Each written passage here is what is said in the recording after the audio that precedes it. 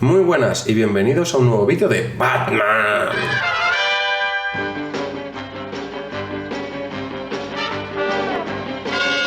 No, un nuevo vídeo de corto eléctrico, y en este caso vamos a hablar de qué necesitas saber antes de ir al concesionario a por tu coche eléctrico. Dentro vídeo.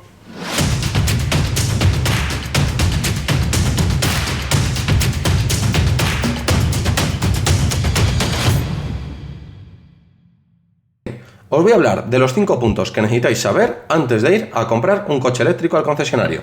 Según mi punto de vista, imprescindibles. Los voy a dividir en 5 apartados.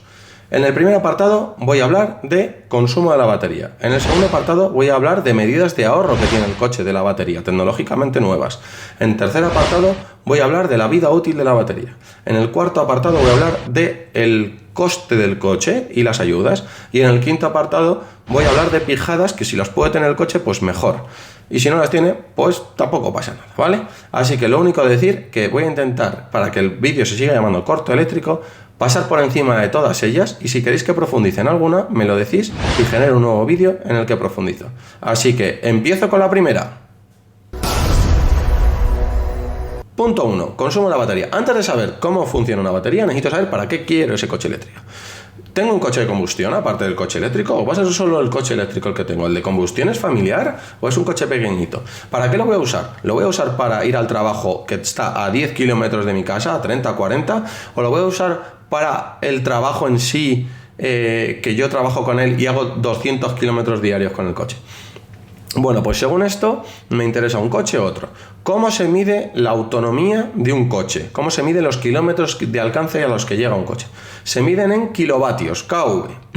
Todos los coches, cuando lo vais a comprar, suelen venir con dos opciones de kilovatios. Uno más caro, que suele tener más autonomía. En mi caso, en mi Kona es el caro, digamos el superior, el de más autonomía, que ese es el de 64 kilovatios. Y suelen venir todos con uno inferior, que tiene menos kilovatios de autonomía. En el caso del Kona creo que eran 30 o 40 kilovatios. ¿Cuánto puede hacer mi coche diario por ciudad? 600 kilómetros. ¿Cuánto puede hacer mi coche en autopista, que es donde más sufre el coche eléctrico? Puede hacer 420 kilómetros, ¿de acuerdo? Luego se carga en unos 45 minutos. Carga completa hablo, ¿vale? Hasta el 90-80%, porque luego el último 10 cuesta más, pero eso ya lo hablaré en otro vídeo.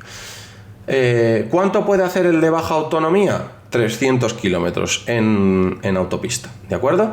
Ahora, ¿yo lo voy a usar diariamente? ¿Tengo otro de combustión? Pues el de 300 me vale. ¿Yo lo quiero como yo para todo? ¿Para ir de vacaciones? ¿Para todo? Pues necesito uno de gran autonomía. ¿Qué más necesito saber del punto 1, que es consumo de la batería? Pues necesito saber cuánto consume el coche. Voy a intentar poneros aquí arriba enlaces, lo que pasa es que es de páginas web, no de vídeos de YouTube, y no sé si podré. Hay estudios o páginas que te hacen estudios de cuánto consume un coche eléctrico en ciudad y cuánto consume un coche eléctrico en carretera. Si yo elegí el Kona era porque junto con Tesla era el que menos consumía en carretera el año pasado. Esto imagino que se mueve muy rápido y actualmente pues os lo haré un vídeo y lo estudiaré para el que le interese más adelante. Este es el punto 1. Paso al punto 2. Punto 2. Medidas de ahorro tecnológicamente hablando que tiene el coche. Un tío, tú vas a comprar el coche y te puede decir, ¡guau! Este coche tiene 500, 600 kilómetros de autonomía. O el tío te puede decir, este coche no consume prácticamente nada. Ahora, todo esto no vale nada si las medidas te las han hecho con el aire acondicionado apagado. O si el coche no tiene ciertas medidas necesarias para ahorrar esa batería. El mío lo valoré porque tenía todas ellas. ¿Cuál es la primera? La primera es que el coche tiene que venir para calentar el habitáculo. Pensad que los coches de combustión se calientan solos porque generan calor, pero los eléctricos tienen que tener una calefacción. Los anteriores iban con resistencias o no sé cómo irían, pero consumían una brutalidad de energía la calefacción. El mío, la calefacción no consume prácticamente nada, y es porque han añadido una cosa que lo llaman las bombas de calor.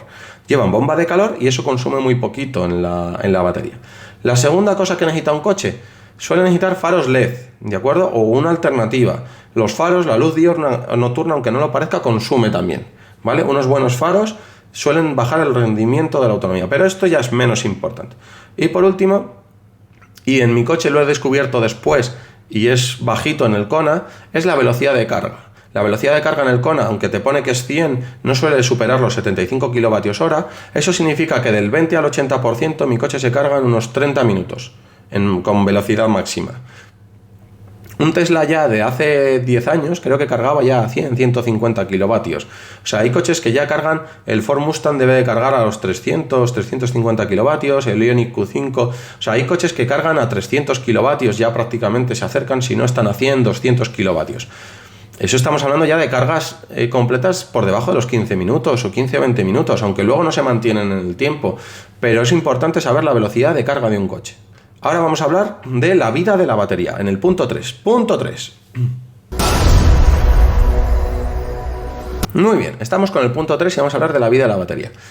El otro día hablaba con una persona que me decía, bueno, pero es que las baterías las tienes que alquilar, ¿no? Y pagas un alquiler mensual. Puede ser que sí. ¿Y?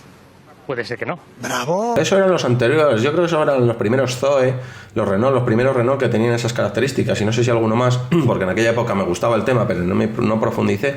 En este caso las baterías ya no tienen alquiler, sino que tienen una garantía bestial. Es decir, una garantía de un coche habitualmente te garantiza 180.000 kilómetros y 10 años, o sea, tiene unas garantías exageradamente buenas, ¿vale? No tienes problema con la garantía de las baterías. Hasta eso sí que te dicen un 80% de vida de la batería después de 8 años, ¿vale? O algo así. Te suelen marcar un máximo de vida de la batería, pero sí que entran en garantía. ¿Qué es muy importante en una batería? Punto 1, muy importante. No compréis un coche si no tiene esto, aunque ya prácticamente los Nissan Leaf yo creo que eran de los últimos que no lo tenían. Y los nuevos creo que ya lo tienen, que es baterías refrigeradas. ¿Qué significa esto? La batería gasta mucha energía para mantenerse y sobre todo gasta mucha energía para no calentarse. ¿Cuándo se calienta un coche? Tú vas en verano, tienes unas condiciones perfectas, llegas a un punto de carga, 40 grados y lo enchufas. ¿Qué les pasaba, por ejemplo, a los Nissan Leaf? Que cuando los enchufabas, como las baterías no se refrigeraban líquidamente, con líquido, se calentaban y la velocidad de carga de repente te encontrabas en mitad de una autopista. Claro, esto evoluciona muy rápido. Te encontrabas en mitad de la autopista cargando a 3 kilovatios, una burrada de lento, porque la batería se precalentaba muchísimo. Necesitas que la batería se refrigere, especialmente por líquido, pero tenga una refrigeración buena. Segundo, tienes que ver cuántas cargas completas tiene de ciclo de vida. En el caso del Kona, yo hice el cálculo, lo busqué en la ficha y te vienen, yo qué sé, no me lo invento, 40.000 cargas completas. Es decir, que si haces 3 cargas pequeñas hasta la completa, no te cuentan como 3, te cuentan como una. Las vidas de las baterías cuentan por cargas completas. Un coche vive mucho mejor con cargas pequeñitas, ¿vale? Cargas pequeñitas. Punto 4. El coste del coche. Primero, ¿tienes dinero para comprar el coche o no tienes dinero para comprar el coche? Oh, no. Bueno, sí. Porque el coche ya sabemos que el eléctrico es una inversión un poco superior al principio para luego tener un ahorro después. Vale. Si tienes dinero, ¿qué te interesa saber? Lo que te estoy diciendo hasta ahora no te ha servido nada. Te interesa saber el plan Moves. ¿Qué es el plan Moves? Se llama actualmente Plan Moves 3, que lo mismo para cuando veis el vídeo es el Plan Moves 6. ¿Por qué? Porque cada Plan Moves tiene un nombre, va cambiando según se gasta el dinero. Es decir, Plan Moves 1 se gastó, Plan Moves 2 se gasta. Van por el Plan Moves 3. ¿Qué es lo que pasa? Que el Plan Moves sirve de muy poco. Porque, primero, te hacen todo el lío en el concesionario, que muchas veces te dicen el precio descontando el Plan Moves. El Plan Moves te descuenta del valor unos 7.000 euros. Si das un coche a chatarrar, unos 4.500 euros si no das un coche a chatarrar. ¿Qué pasa? Que en otros países el plan Moves es una maravilla porque van directamente al descuento del coche. Tú pagas el precio del coche sin el descuento. ¿Pero qué pasa aquí? Que el plan Moves no te van a dar el dinero hasta dentro de 2 años, 1 año, 3 años. Entonces no te vale para nada, porque si tú no tienes dinero para comprarte un coche eléctrico porque no te llegan los 35.000 euros que te cuesta el coche eléctrico, los 40.000 euros que te cuesta el coche eléctrico, y te dan el dinero dentro de 2 años, tú sigues sin tener el dinero. Entonces, la propina, entiéndeme, el dinero que te van a dar dentro de 2 años, en el momento no te sirve, porque el coche te sigue costando 45.000 euros. Ahora, tú quítale a un coche que vale 37.000 euros, quítale 7.000 euros. Quítaselos de golpe. Entonces, bueno, el plan Move es simplemente deciros que vale de poco y que no se hagan el lío, porque a día de hoy, por lo menos cuando yo compré el coche y lo que he investigado recientemente, no se da hasta 1 o 2 años después, ¿de acuerdo? Y vamos con el punto último, que es el de las pijadas. Dentro de las pijadas voy a incluir 4, que seguro que hay más.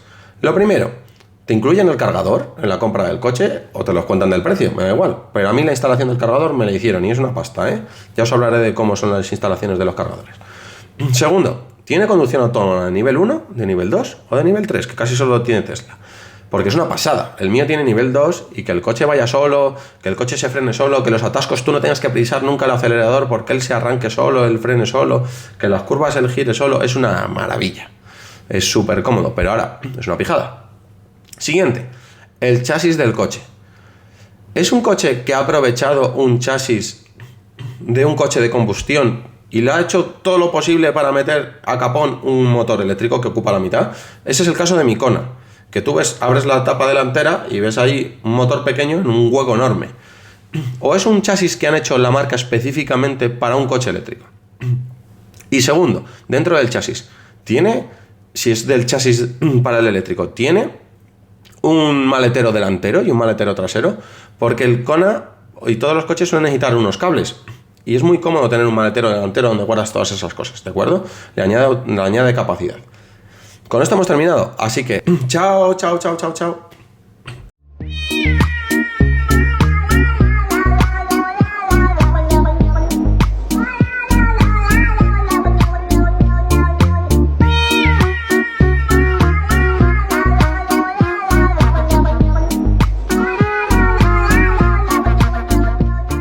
Los agoreros, de las historias y me estoy enrollando como la hostia.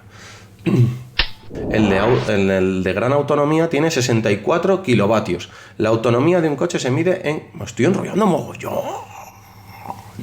Vale, aunque soy un fan de Tesla y me encantan los Teslas, pero yo no tengo un Tesla, tengo un Kona, entonces yo lo sé en el Kona, ¿vale? Entonces en Kona el Style, que sería, creo que es el pequeñito, joder, ¿por qué me meto yo en esos marrones?